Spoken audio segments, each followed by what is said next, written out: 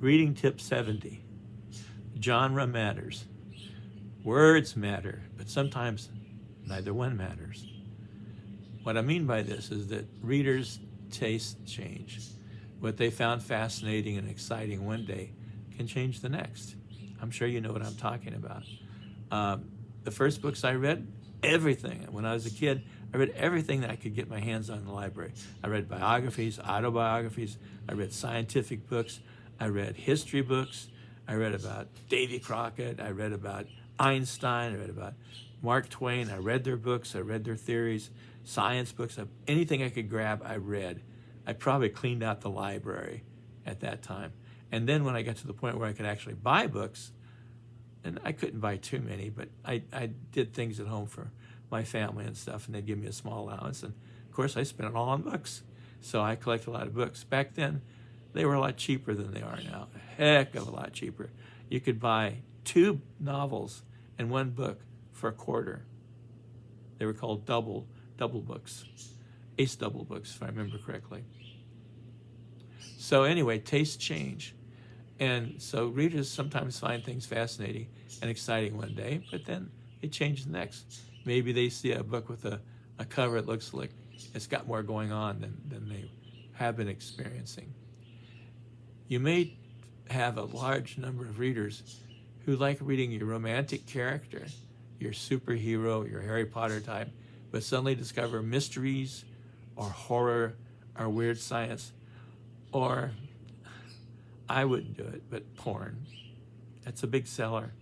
I don't agree with it. I don't think that using people in that way is a healthy thing to do. But I'm not going to judge you. If you do it, it helps you, good for you.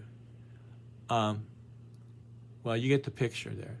It never hurts to have 2 or more books if you're productive enough in genres you can write in, so that if one is flagging and slowing down for you, you have 1 or more others that are growing. Let's face it, everything is a fad these days. Everything. We all love Harry Potter, or at least millions do, but then those same people might go bananas over Transformers, Sherlock Holmes, Conan the Barbarian, Dark Winds, whatever, the Brandon Sanderson. There's all kinds of stuff out there. Now, see, I'm dating myself with some of the books.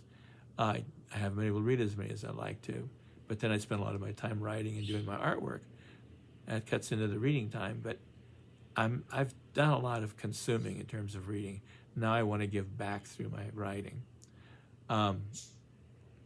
Shadowhunters, Strange Things, which is pretty cool, by the way.